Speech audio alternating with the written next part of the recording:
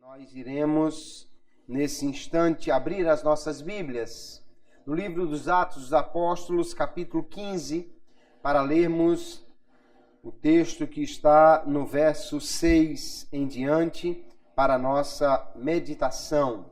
Atos, capítulo 15, o verso 6, diz assim a palavra de Deus: Congregaram-se, pois, os apóstolos e os anciãos para considerar este assunto.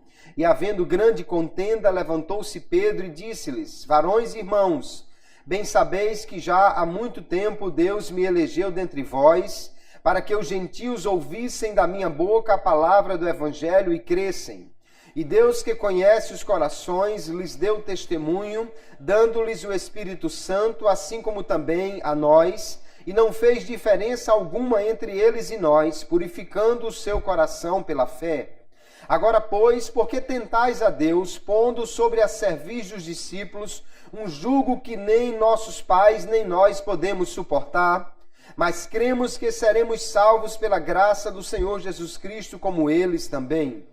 Então toda a multidão se calou e escutava a Barnabé e a Paulo, que contavam com grandes sinais e prodígios Deus havia feito por meio deles entre os gentios.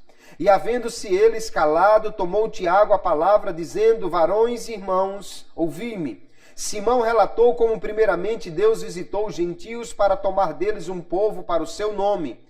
E com isto concordam as palavras dos profetas, como está escrito: Depois disso, voltarei e reedificarei o tabernáculo de Davi que está caído.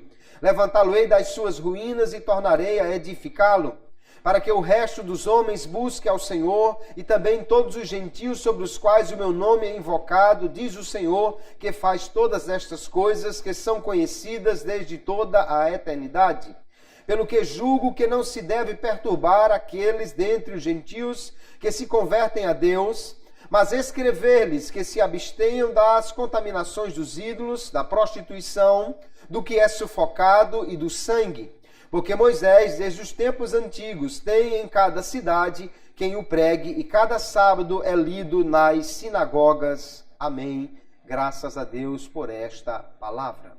Nós temos aqui, queridos irmãos, um texto neste que é o único livro histórico do Novo Testamento, o livro de Atos dos Apóstolos, que vai retratar o que foi discutido ali naquilo que é conhecido como o primeiro concílio da igreja, o concílio de Jerusalém. E nós vamos tomar esse texto aqui e outros mais para entendermos o que estava sendo colocado como mandamento neste texto, nesta ocasião, e podermos refletir acerca de um ou daqueles pontos que são colocados aqui como necessários para os cristãos cumprirem. E nesse conjunto de temas nós vamos abordar principalmente o tema que atende na nossa pergunta: o cristão pode comer sangue? Nós vamos fazer esta investigação, segundo nos diz a palavra de Deus, para aprendermos nesta noite. Ali então, no ano 49 da era cristã, nós temos aproximadamente neste ano aí o primeiro concílio da igreja. Havia uma discussão, né, que era bastante perturbadora em alguns momentos na igreja, que era quanto a os novos decididos, que eram gentios, os cristãos gentios e os cristãos de uma maneira geral, se eles deveriam ou não cumprir a lei de Moisés. A maioria dos primeiros cristãos, notadamente os de Jerusalém, eram judeus. No dia de Pentecostes, muitas pessoas aceitaram a Jesus, milhares, e eles praticamente todos, se não todos, eram judeus. Os judeus já cumpriam a lei de Moisés desde que nasceram, né? E agora se tornaram cristãos. Eles não precisavam se circuncidar, nem fazer nenhum outro tipo de mudança assim na sua vida, porque eles já praticavam estas coisas. Mas quando a igreja começou a sair do âmbito da cidade de Jerusalém, cumprindo aquilo que Deus havia dito no capítulo 1 de Atos dos Apóstolos, Jesus falando a seus discípulos, dizendo que eles deveriam levar o evangelho, que eles receberiam poder para pregar não somente em Jerusalém, mas em toda a Judéia e Samaria e até os confins da terra. Então a igreja sai de Jerusalém e entra no mundo dos gentios, naqueles que não eram judeus. Em Antioquia, a igreja cresceu bastante, enviou os missionários, Paulo e Barnabé, e agora havia uma discussão, porque em determinado momento, alguns crentes, principalmente de Jerusalém, queriam obrigar os cristãos gentios a cumprirem a lei de Moisés, a praticarem a circuncisão e outras leis para serem genuinamente o povo de Deus. Agora, então, diante dessa dificuldade, o apóstolo Paulo com Barnabé e também o apóstolo Pedro reuniram-se em Jerusalém com Tiago, irmão de Jesus, que era então um dos líderes. Lá em Gálatas capítulo 2, ele é colocado como uma das colunas da igreja, e reuniram os anciãos para discutir esta questão e chegar a um consenso. Quando há dúvidas, quando há problemas na igreja, o que nós devemos fazer é exatamente isso: conversar, reunir a igreja para conversar ou tratar do assunto entre nós. Nós percebemos então que ali há uma discussão, um debate. Primeiramente, o texto nos apresenta aqui que Pedro foi falar com aquele povo. Pedro tinha um respaldo para isso, porque ele era um judeu, nascido judeu, cumpridor da lei, mas foi o primeiro que Deus levantou para pregar aos gentios. Pedro estava lá na casa de Simão, em frente ao mar, quando teve aquela visão em Atos capítulo 10, de um lençol que trazia dentro animais que eram considerados imundos para os judeus. E Pedro recebeu a ordem de matar e comer aqueles animais, ao que ele disse: nunca comi coisa imunda. E a voz do céu lhe disse: não trates como imundo aquilo que Deus purificou.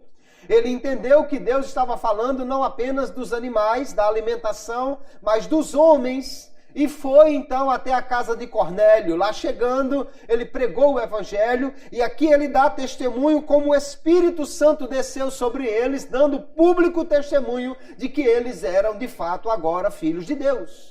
Eram agora povo de Deus, porque eram habitação do Espírito Santo. O mesmo Espírito Santo que havia revestido de poder os apóstolos no dia de Pentecostes em Jerusalém, revestiu os gentios de poder na casa de Cornélio em Cesareia. E aí então mudou a percepção dos judeus acerca de quem era o povo de Deus. Agora não apenas os judeus, mas os gentios. Pedro diz: o Espírito Santo não fez diferença entre nós e eles. E agora nós queremos colocar um jugo sobre eles que nem nós podemos suportar, nem nossos pais, porque a lei era impossível que alguém cumprisse nos mínimos detalhes os 613 mandamentos da lei de Moisés. Aqui então há um consenso, Paulo e Barnabé também vão dizer como Deus havia usado eles para levar a salvação aos gentios. Por último, então, Tiago vai tomar a palavra e ele vai, então, dizer que Deus havia falado por meio dos profetas, dizendo que a salvação seria oferecida a todas as nações. E agora ele vai trazer uma palavra de consenso, reunindo aqui 4 princípios, 4 mandamentos, que ele diz que seria necessário que pelo menos os cristãos gentios, que agora eram convertidos à fé cristã, pudessem guardar esses 4 mandamentos, que são: que se abstivessem da contaminação dos ídolos, das relações sexuais ilícitas, da carne de animais sufocados e do sangue. Então, estes 4 mandamentos, Tiago apresentou, houve um consenso na igreja acerca deles. Ali eles decidiram escrever uma carta cujo texto é relatado aqui nos versículos seguintes, que fosse enviado esse texto, enviada essa carta às igrejas para tomarem conhecimento do que eles, agora os cristãos gentios, também deveriam fazer conforme a orientação da igreja de Jerusalém. A questão, no entanto, aqui esses mandamentos, eles eram para a igreja em todos os tempos, ou eram apenas para a igreja naquele momento?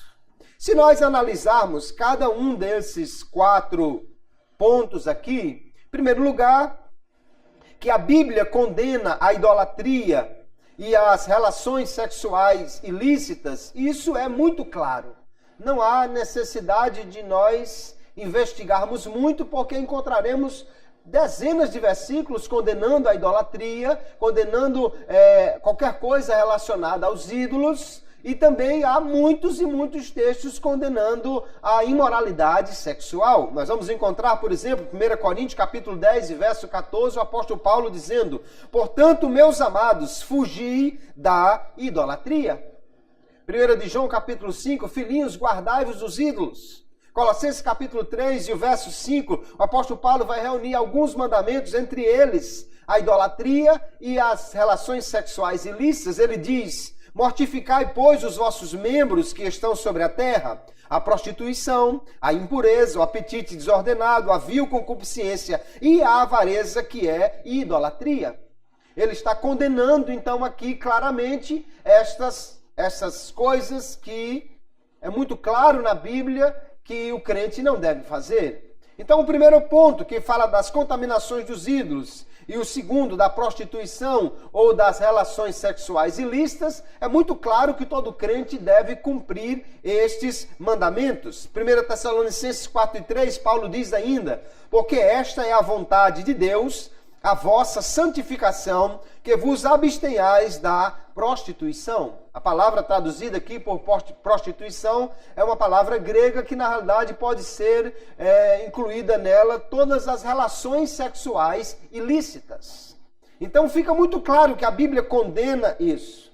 Agora, quanto aos 2 últimos pontos, quanto a comer carne com sangue, seria a carne sufocada, ou o próprio sangue, este preceito, este mandamento vale para os crentes em todas as épocas, em todos os lugares, ou era uma recomendação apenas para aquele momento específico da igreja, onde havia essa necessidade de uma harmonia entre judeus e gentios? O que nós podemos ver aqui na palavra de Deus. E dentro dessa questão, como podemos responder a esta pergunta? O crente, hoje, deve abster-se de comer sangue? Parece uma questão simples e, de fato, não é tão complexa. Mas a questão é que é muito comum, não é? Nós encontrarmos por aí alguém fazendo aquela famosa galinha cabidela ou aquele molho escuro, não é? E às vezes alguém fica em dúvida, e pode, não pode, é certo, não é, é pecado, não é pecado. Então é importante nós averiguarmos o que a Bíblia diz, para nós podermos ficar com a nossa consciência tranquila acerca do que devemos ou não fazer para agradar a Deus. Nós temos aqui basicamente 2 linhas de pensamento que nós vamos investigar ambas nesta noite, querendo o Senhor. A primeira vai dizer que nós podemos comer sim o sangue. Aqueles que pensam que o cristão não tem nenhuma restrição a comer o sangue, e que, portanto, aquele mandamento era para aquela época, para aquele momento da igreja, eles defendem então que ali havia, dado por Tiago, um resumo das leis que já eram conhecidas, daquilo que Moisés já havia dado ao povo lá no livro de Levíticos, capítulos 16, 17 e 18, onde há uma série de mandamentos que é dito que não apenas o judeu deve cumprir, mas que também o estrangeiro deve cumprir estes mandamentos. dentre esses mandamentos que estão aqui já apresentados na lei, está a proibição de comer o sangue, está a proibição das relações sexuais ilícitas, como nós podemos ver alguns textos. Por exemplo, Levíticos 17, e o verso 10 diz: e qualquer homem da casa de Israel, ou dos estrangeiros que peregrinam entre vós, veja que aqui era um mandamento que já era dado e deveria ser cumprido não apenas pelos judeus, mas também pelos não-judeus que tivessem entre eles. Porque era algo que era muito repugnante para o judeu. E, portanto, qualquer um que quisesse comer com eles, ter comunhão com eles, deveria também submeter-se a isto. Então, o texto de Moisés já dizia: qualquer homem da casa de Israel ou dos estrangeiros que comer algum sangue, contra aquela alma que comer sangue, eu porei a minha face e a extirparei do seu povo. Então, era um mandamento aqui já da lei de Moisés. Portanto, o estrangeiro deveria cumpri-lo, mas como é algo da lei de Moisés, era então restrito ao ambiente judaico. Apenas os judeus e a igreja, que tinha uma presença de judeus muito grande, deveria cumprir este mandamento. Assim, defendem os que dizem que pode-se comer o sangue. Ainda no capítulo 18 de Levíticos, veja que também é apresentada uma lista de relações sexuais ilícitas proibidas. Não só a questão do sangue, mas também das relações sexuais, que está na proibição de Tiago, estava presente lá naqueles mandamentos, e diz assim: com varão não te deitarás como se fosse mulher, abominação é, nem te deitarás com um animal para te contaminares com ele, nem a mulher se porá perante um animal para juntar-se com ele, confusão é. Com nenhuma destas coisas os contaminareis, porque em todas estas coisas se contaminaram as gentes que eu lanço fora de diante da vossa face. Porém, vós guardareis os meus estatutos e os meus juízos, e nenhuma dessas abominações fareis, nem o natural, nem o estrangeiro que peregrina entre vós. Então veja que, de novo, a lei de Moisés, aqui agora no capítulo 18 de Levíticos, já dava entre os mandamentos que os estrangeiros deveriam também cumprir, que as relações sexuais ilícitas fossem evitadas. Há uma lista muito grande que você pode ler depois lá no capítulo 18 de Levíticos. Nós vemos então que esse conjunto de mandamentos não era o total dos mandamentos, não era uma soma completa do que o crente devia ou não devia fazer, mas era apenas um conjunto de mandamentos visando essa harmonia. O crente e o judeu e o crente gentil, eles deveriam estar em comunhão. Eles tinham, por exemplo, as reuniões de Santa Ceia. E naquela época, antes ou durante a celebração da Santa Ceia, era servido um jantar, que é a chamada reunião ágape, a reunião do amor. Por isso, Paulo, escrevendo lá a Coríntios, ele disse: olha, quem tiver fome, come em casa e tal. Mas imagine um judeu sentar-se à mesa, e parece que nesse tipo de festa, cada um levava o que tinha em casa para comer, ou levava um prato, né? Aí estava lá o judeu com aquela sua comida simples de um animal considerado puro, e na frente dele senta um irmão gentil, mas trazendo aquele prato cheio de sangue, galinha cabidela, ou qualquer outra coisa que era considerado repugnante para o judeu. Ficava mais difícil haver a comunhão entre eles. Então, aqui não está considerando o total de coisas que o crente não deve fazer. Aqui não diz, por exemplo, que o crente não deve mentir, não deve roubar, não deve matar. E na realidade, obviamente, todas essas coisas, o próprio Jesus disse que o cristão não pode fazer, lá no Sermão do Monte, por exemplo. Aqui, então, haveria um conjunto de mandamentos para conciliação, para harmonia no meio da igreja. Aqueles que dizem que então podemos comer o sangue, eles vão argumentar que os cristãos não estavam debaixo da lei de Moisés, né? Por exemplo, Romanos capítulo 6, verso 14, Paulo diz: porque o pecado não terá domínio sobre vós, pois não estáis debaixo da lei, mas debaixo da graça. A palavra vai dizer que o que a lei diz, aos que estão debaixo da lei, o diz. Só deve cumprir a lei aquele que está debaixo da lei.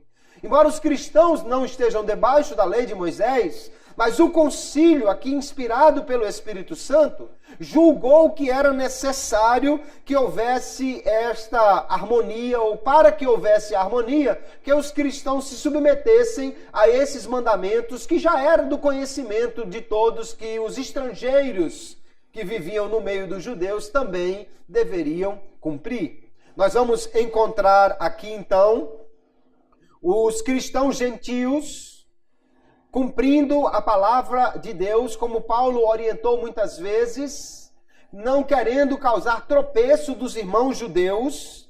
Então eles deveriam respeitar um ao outro por meio dessas práticas, para que não houvesse tropeço, escândalo. Jesus disse que o escândalo é necessário que venha, mas ele disse, ai daquele por quem ele vier. O apóstolo Paulo, 1 Coríntios, capítulo 10, ele diz, portai-vos de modo que não deis escândalo, nem aos judeus, nem aos gregos, nem à igreja de Deus. A palavra traduzida por escândalo no grego, ela significa literalmente alguma coisa que faz o outro tropeçar, que faz o outro cair, que faz o outro ter uma séria dificuldade em prosseguir na sua caminhada na fé. Paulo escreveu diversos textos dizendo que os crentes fortes deveriam cuidar para não ferir a fé dos crentes fracos. E, portanto, deveriam observar aquilo que, embora não estivessem obrigados a fazer porque não estavam debaixo da lei de Moisés, mas que seria necessário para não trazer o escândalo ao irmão que era mais fraco. Mais fraco, entenda, aquele que era mais apegado a alguns detalhes secundários daquilo que seria a prática cristã. Então, os que dizem que nós podemos comer sangue, eles vão alegar estas questões e ainda dizer que Jesus, o próprio Jesus, ele apresenta as regras da lei quanto à comida como tendo sido anuladas. De fato, Jesus não mandou que os seus discípulos cumprissem as prerrogativas da lei no que diz respeito a não comer isso, não comer aquilo. O apóstolo Paulo também vai falar sobre isso. Por exemplo, Marcos capítulo 7, o verso 18. Os judeus estavam exatamente reclamando de Jesus que os discípulos não cumpriam a lei. Eles comiam sem lavar as mãos, eles faziam outras coisas que no entendimento dos judeus eles estavam quebrando a lei de Moisés. E Jesus disse, assim também vós estáis sem entendimento? Não compreendeis que tudo que de fora entra no homem não o pode contaminar, porque não entra no seu coração, mas no ventre e é lançado fora, ficando puras todas as comidas? Jesus está dizendo então que não havia mais restrição de comida para os crentes. A restrição de comida era para os judeus. Por que Deus deu aquela restrição de comida para os judeus? Em primeiro lugar, porque era uma multidão, cerca de 2 milhões a 2 milhões e meio de pessoas que saíram do Egito. Imagine esse povo andando no deserto, não tinha um médico, não tinha um posto de saúde, não tinha um hospital. Você imagine se houvesse uma praga, se houvesse uma comida contaminada que muita gente ficasse doente, se houvesse algo contagioso que se espalhasse de um para o outro, como seria? Lógico que Deus poderia curar, mas Deus deu ali já alimentos que preveniam certas coisas. Mas a principal razão, na realidade, era para que aquele povo fosse diferente dos outros povos. Inclusive, como Deus não queria que houvesse uma comunhão chegada do seu povo com os pagãos, com os idólatras, com as gentes da terra para onde Deus iria levá-los, então Deus deu a eles uma dieta diferente, o que já complicaria muito haver uma comunhão entre eles. Porque o pagão sentava na mesa e ia comer uma coisa. Aí o judeu dizia, não, essa carne eu não como. E isso aqui também eu não como. Isso aqui também eu não como. Então, o judeu não ia nem aceitar o convite para ir comer na casa do outro, nem convidaria o outro para comer na sua casa, porque eles tinham costumes e mandamentos diferentes quanto à questão da alimentação. Assim, Deus preservaria o seu povo e distinguiria esse povo das outras nações. Por isso que Deus mandou que houvessem essas restrições. Agora, no caso da igreja, não há mais esse tipo de restrição, porque na realidade a igreja é formada por gente de todas as nações, de todas as tribos, de todos os lugares. E não há mais problema que um crente sente na casa de um não crente e vá comer alguma coisa, né? Garanto a vocês, nem café nem tapioca não está na lista do proibido para os judeus, então não há problema para os cristãos. Ainda Paulo, falando sobre este assunto, quanto às restrições de comida, ele diz, 1 Coríntios 10 e 24, comei de tudo quanto se vende no açougue, sem perguntar nada por causa da consciência. Ele vai explicar depois que a consciência, principalmente, é a consciência do outro. Porque a carne que era levada para os sacrifícios nos templos, ela sobrava e muitas vezes era levada para ser vendida nos açougues. E se o cristão ficasse perguntando, essa carne foi oferecida a alguém? Essa carne, por acaso, foi antes oferecida a algum ídolo, alguma coisa? Seria mais complicado para comprar carne. Paulo diz, não pergunte nada, por causa da consciência do outro. Porque se você perguntar e ele disser, essa foi oferecida ao Deus tal, aí você já não vai querer comprar ou comer. Mas Paulo vai dizer, notadamente, 1 Timóteo, capítulo 4, que pela oração e pela palavra as comidas são santificadas. Veja o que ele diz, inclusive colocando essa proibição de comida como uma doutrina que é uma doutrina de demônios.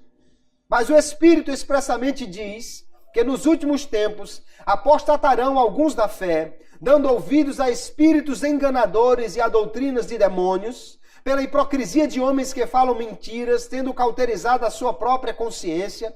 Aí veja o que eles proibiam, que a Bíblia não proíbe para o crente, proibindo o casamento, ordenando a abstinência dos manjares que Deus criou para os fiéis e para os que conhecem a verdade, a fim de usarem deles com ações de graças. Paulo explica, porque toda a criatura de Deus, todo animal, é boa e não há nada que rejeitar, sendo recebido com ações de graças, porque pela palavra de Deus e pela oração é santificada. Então o crente pode comer qualquer comida? Pode. O problema é se não orar antes de comer, né? Porque ele diz que pela oração e pela palavra é santificada. Porque é comum você chegar num lugar e talvez alguém oferecer um milho a seu João ou alguém parecido, e você chegar numa banca para comer um acarajé e alguém ofereceu aquilo a não sei quem, e você chegar num restaurante chinês e alguém ofereceu aquilo para Buda, né? Alguém disse um dia ao irmão, não come essa comida não que é oferecida a Buda. Ele disse, deve ser por isso que ele é tão gordinho, né, irmão? Porque toda a comida é oferecida a ele. E o que Paulo está dizendo é, isso não traz nenhum problema para o cristão, o ídolo não é nada. Pela oração e pela palavra, qualquer alimento é santificado. Deus, obrigado por este alimento e o Senhor abençoe em nome de Jesus. Amém. Ruim é não comer para ficar com fome, mas segundo o que Jesus está dizendo, e o apóstolo Paulo e o apóstolo Pedro também, não há mais restrições alimentares para os cristãos. Então, nós vamos ver na Bíblia, e os que defendem que o sangue pode ser comido vão utilizar deste argumento, né? A Bíblia mostra que não há mais esse tipo de restrição que era comum ao judeu, sendo feito para a igreja. Paulo destaca que o crente deve, no entanto, se abster de comer alguma coisa quando isso for causar escândalo para alguém. Não que seja proibido comer carne, não que seja proibido comer isso ou aquilo, mas Paulo diz, se isso for trazer tropeço para o irmão, então é melhor não comer. Olha o texto de 1 Coríntios 8 e 13. Pelo que, se o manjar escandalizar a meu irmão, nunca mais comerei carne, para que meu irmão se não escandalize. Então Paulo ele está dizendo que não há problemas em comer a carne. Ele disse que comesse o que se vendia no açougue.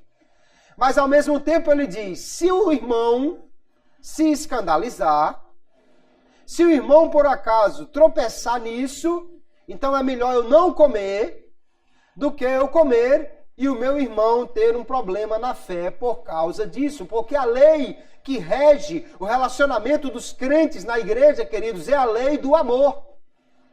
Jesus mandou que nós amássemos uns aos outros. Essa é a lei. Jesus disse que quem ama cumpriu a lei, não é? A lei resume, aliás, o amor resume toda a lei.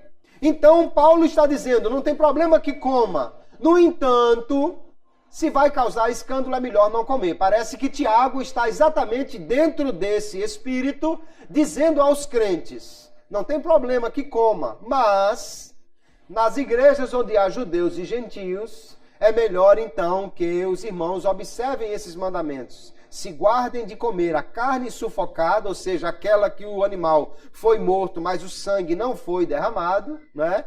Então o sangue ficou dentro do animal, e o próprio sangue, mesmo que seja recolhido e seja utilizado como alimento. Aí nós vamos entender que o apóstolo Paulo está nos orientando acerca dessa questão, mais ou menos no mesmo espírito que Tiago, ou dentro do mesmo espírito que Tiago está orientando. Veja ainda Romanos capítulo 14, verso 19, Paulo diz, sigamos, pois, as coisas que servem para a paz e para a edificação de uns para com os outros. Não destruas por causa da comida a obra de Deus.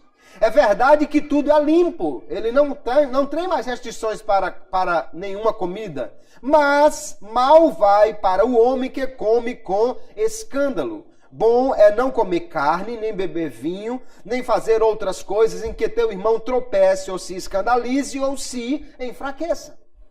Então, de novo, Paulo está enfatizando aqui, não há problema em comer, mas se isso traz escândalo, é melhor não comer. Então, naquele ambiente onde judeus e gentios estavam juntos, a proibição parece que era muito mais um ato de harmonia do que realmente uma proibição da doutrina. O apóstolo Pedro, no seu relato aqui, ele entende que agora há um novo mandamento para a igreja a partir daquilo que ele teve como uma visão lá na casa de Simão. Atos capítulo 10, né? Animais que antes eram impuros, agora ele recebe uma ordem dizendo para comer e dizendo que foi Deus quem purificou aquilo. Então esses entendem, a partir de todos esses textos e argumentos, que o cristão pode comer um sangue sem problema. Mas aqui nós precisamos entender então o que o concílio está dizendo. Né?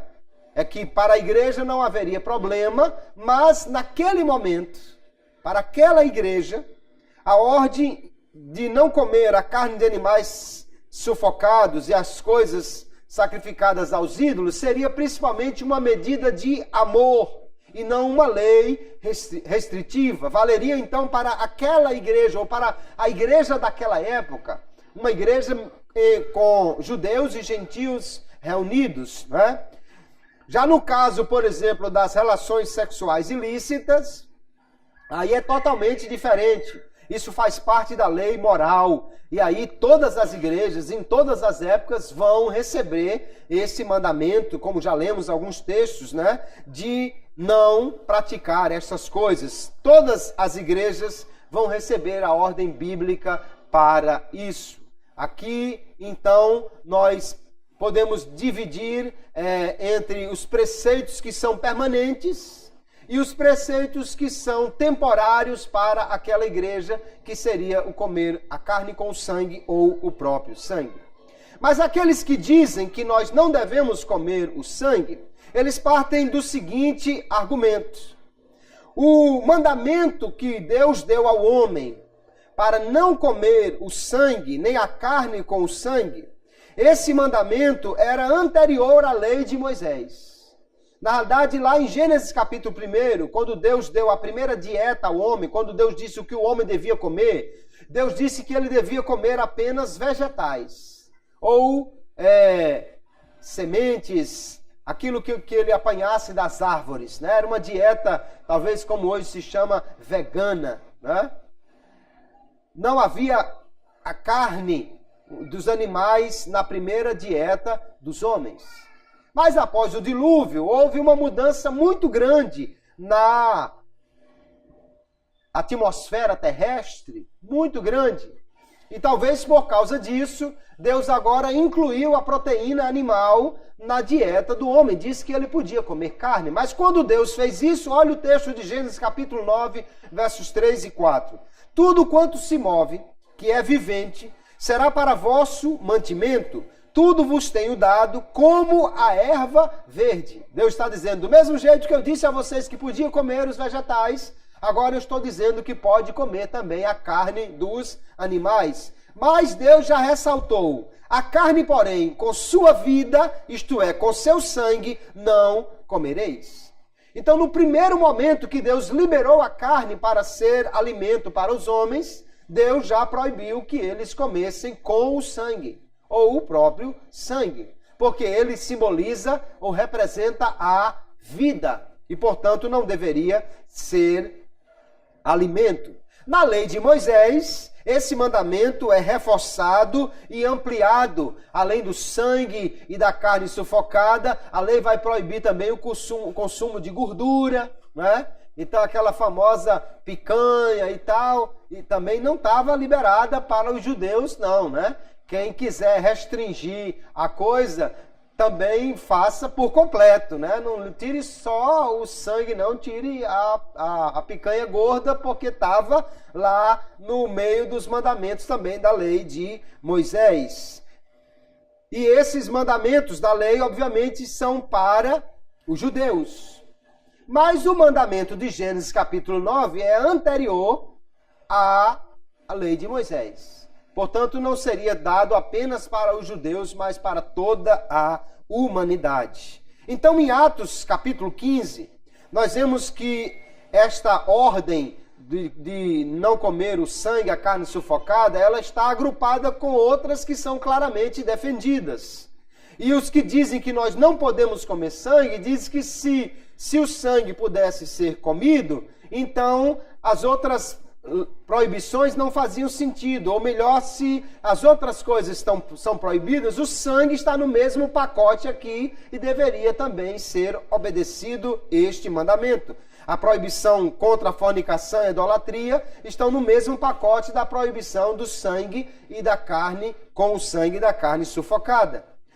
E eles entendem que aqueles textos que nós lemos no Novo Testamento, que liberam os crentes das restrições alimentares, eles falam do consumo de carne. De fato, o cristão pode comer qualquer carne de qualquer animal, não há mais nenhuma restrição.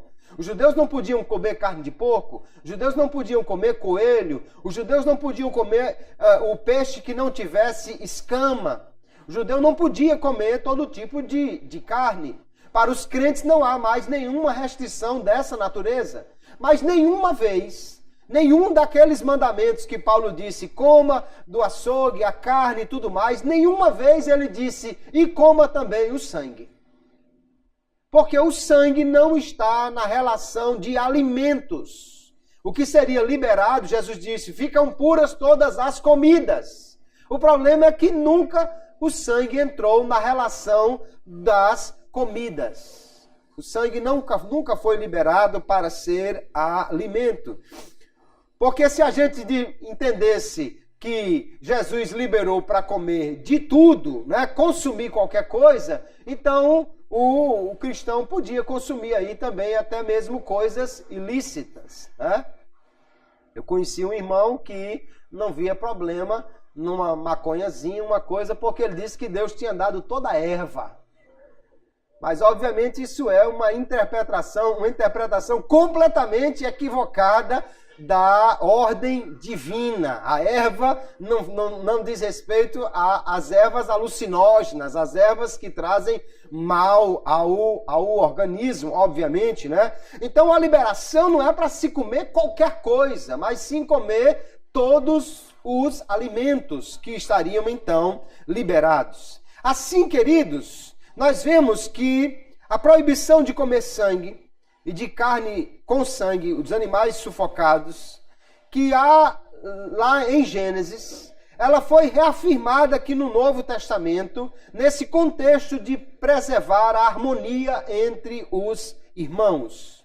Porém, nós entendemos que o texto de Gênesis capítulo 9, que proibiu de comer o sangue, ele foi dado no primeiro momento que Deus liberou a carne para o consumo humano. E depois disso, em nenhum momento na Bíblia, há uma liberação de alimentar-se com o sangue. Não há nenhum versículo que diga, pode comer o sangue. Há, sim, muitos versículos que liberam para comer a carne de qualquer animal. Mas o mandamento de Gênesis capítulo 9, em nenhum momento ele foi revogado. Em nenhum momento diz que o homem, não apenas o cristão, mas o homem de uma maneira em geral, pode comer o sangue. Então eu entendo particularmente que o cristão deve se abster destas coisas todas que Atos capítulo 15 está nos dizendo. O cristão não tem problema de comer carne de nenhum animal. Pode comer o porco, pode comer o javali, pode comer o jacaré, pode comer o peba, pode comer o que aparecer. Nenhum tipo de peixe está restrito.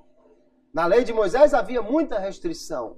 Nenhum alimento está restrito. Mas comer o sangue foi proibido em Gênesis capítulo 9, quando Deus deu a carne, e não há nenhum outro versículo que contradiga este mandamento, que diga que não está liberado e agora pode comer o sangue. Então eu entendo que esta proibição, ela não é da lei de Moisés, é anterior à lei e, portanto, está valendo para todos os crentes, ou mais ainda para todos os homens. Assim, por que não deveríamos comer o sangue? Bom, a razão por que Deus dá lá na proibição de Gênesis capítulo 9 é que o sangue representa a vida. Então, em derramar o sangue na terra, era a ordem de Deus, né? Quando fosse matar um animal, derramasse o seu sangue na terra. Quando o sacerdote recebia um animal para ser sacrificado e apresentado lá no templo, ele fazia exatamente isso. O máximo que poderia ser aproveitado do sangue era para ser aspergido. Exatamente por quê? Porque o sangue simboliza a vida. Ao derramar o sangue, o homem estaria dizendo que a vida pertence a Deus, que não pertence ao homem. Seria um respeito pela vida e principalmente por aquele que dá a vida, que é Deus. Então, ao abster-se de comer o sangue, ao derramá-lo, o homem estaria então representado no sangue a vida, o homem estaria então respeitando a vida, valorizando a vida, entendendo que a vida é de Deus e, portanto, deve ser derramado o sangue neste símbolo. Além do mais, há quem entenda que há aspectos higiênicos para não se consumir o sangue. Além de ser uma proteína bastante indigesta, o sangue, ele rapidamente se estraga. Ele é um condutor muito fácil de bactérias, de germes que podem trazer rapidamente uma contaminação para alguém. Alguém diz, não, vai ser cozido, vai ser preparado, mas nem sempre, às vezes, isso é suficiente para eliminar todo tipo de bactéria, todo tipo de contaminação. Deus certamente tinha uma razão para proibir o consumo desse tipo de coisa na Bíblia Sagrada. Aquele, portanto, que quiser abster-se do sangue e da carne sufocada, dos animais estrangulados, glorifique a Deus nisso. Mas não se considere mais espiritual ou superior àquele que come. Não despreze esse irmão, porque senão você vai estar enquadrado naqueles versículos que já lemos, que Paulo diz: não destrua por causa da sua comida a obra de Deus. Nós, se entendermos assim pela palavra de Deus, amém, fazemos bem em cumpri-la. Mas se alguém entende diferente, ou acha que essa proibição não atinge a ele, nós estamos falando de algo que é secundário na fé, não é algo que é essencial à fé. No meu entendimento, eu creio que a proibição para alimentar-se do sangue está valendo para todos os homens ainda nos dias de hoje. E alguém pode perguntar, porque em face dessa proibição de não tomar o sangue, de não se alimentar do sangue, aí alguém vai proibir que haja a transfusão de sangue. Alguém lê a Bíblia e diz que não pode consumir o sangue, não pode se alimentar do sangue, e alguém diz, então também não pode passar o sangue de uma pessoa para outra. Proíbe a transfusão de sangue. Há, notadamente, algumas religiões aí que trazem esse tipo de proibição e que causam grandes transtornos. Alguém, às vezes, está morrendo, necessitando urgente de uma transfusão de sangue e não pode fazer. Fazer uma transfusão de sangue, a pergunta é a mesma coisa que comer o sangue? E nós respondemos que não. Por quê? Porque o sangue, na transfusão, ele não é recebido no corpo como alimento, ou seja, não passa pelo sistema digestório. Se trata ali de um reabastecimento circulatório, né? O que está havendo ali é apenas uma reposição do sangue que foi perdido. E não há outra maneira de substituir o sangue por outra coisa, né? Não há outra maneira. É preciso realmente que haja transfusão de sangue em muitos casos. E nesse caso, o sangue está sendo recebido ali como uma doação. É interessante que, até onde eu conheço, no nosso país, com certeza, e nos outros países, até onde eu conheço, em nenhum lugar é permitido vender sangue. O sangue tem que ser doado, tem que haver doação de sangue. Quando você vai doar sangue, se você nunca fez isso, faça, que é uma experiência interessante, mas ali quando você doa sangue, você ganha um lanche. Você ganha geralmente ali um sanduíche, um copão grande de suco, mas por que você ganha o alimento? Porque você fica fraco quando você doa o sangue. Até porque não é 10 ml não, geralmente é 1 litro de sangue que você doa. E você fica um pouco fraco. Então, o próprio local lá, o banco de sangue, recomenda: sente um pouco, se alimente, tome bastante líquido para repor aí o líquido no seu organismo, e depois é que você vai fazer alguma atividade. Ninguém pode doar sangue e em seguida sair correndo ou ir para a academia malhar, que corre o risco de cair, né, de desmaiar porque está fraco. Então, o sangue é passado num espírito de misericórdia, de amor, já que não pode ser vendido, tem que ser doado. A transfusão só tem uma finalidade, e não é alimentar o estômago do paciente.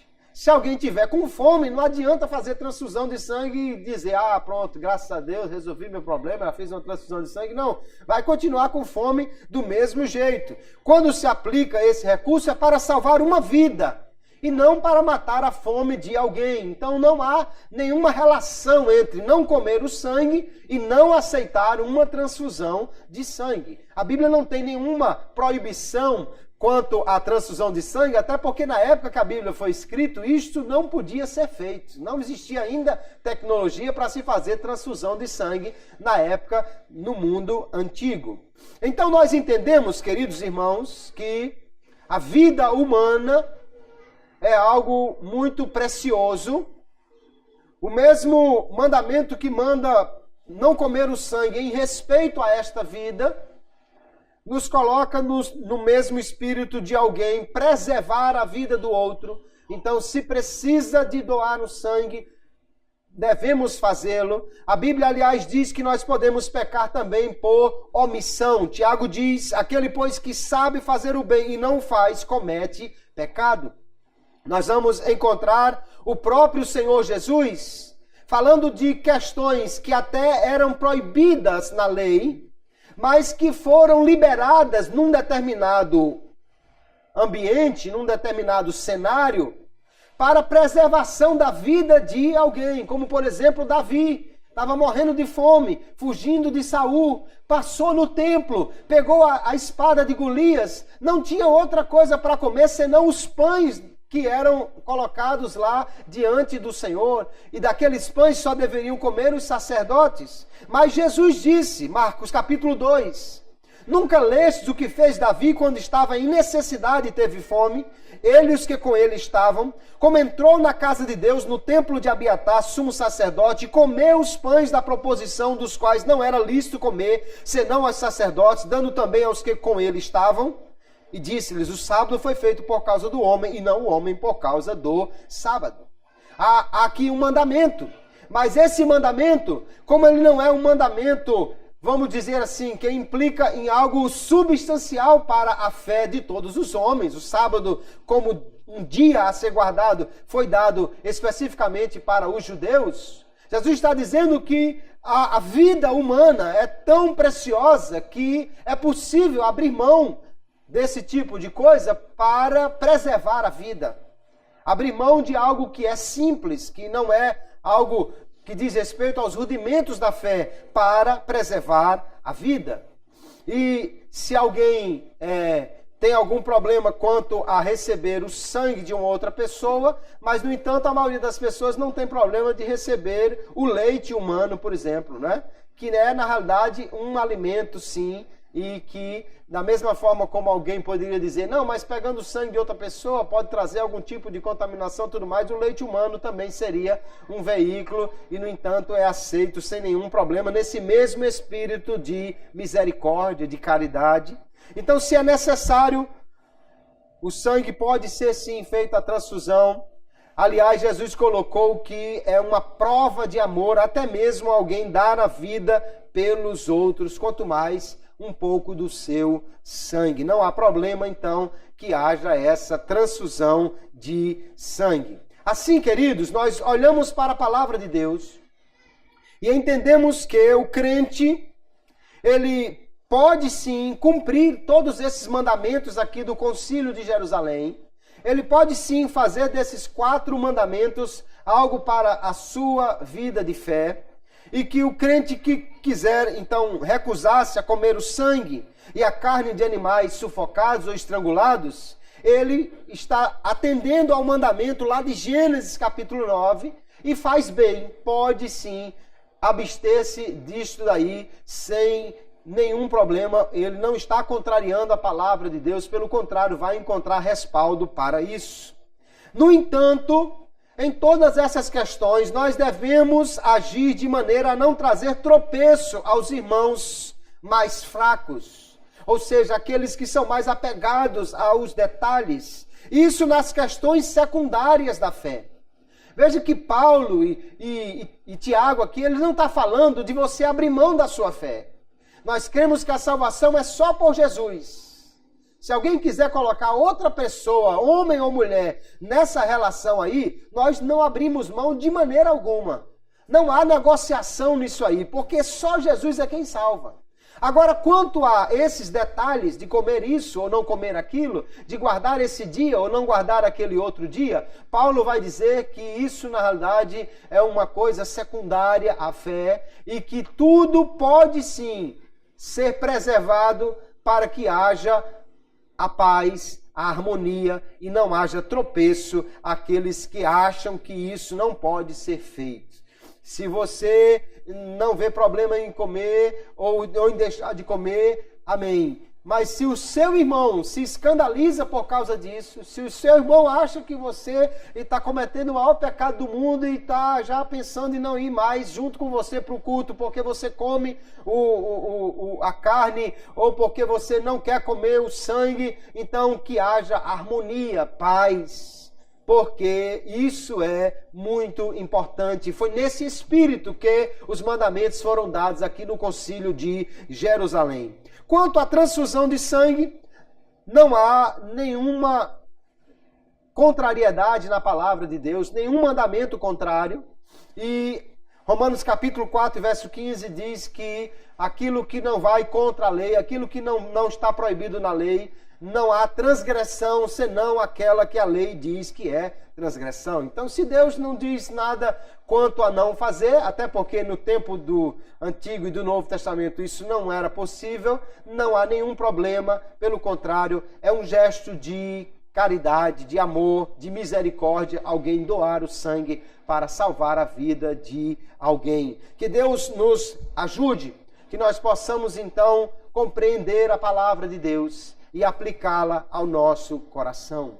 A próxima vez, então, que você tiver aquela oferta, aquele desejo de comer aquela famosa galinha cabidela, você pode lembrar de Gênesis capítulo 9 e usar um outro tempero para essa galinha e assim não trazer problemas nem para você e nem para alguém que se escandalize por causa disso. Não há restrição alimentar, mas eu entendo, segundo a palavra de Deus, que o sangue nunca foi dado como alimento para o homem.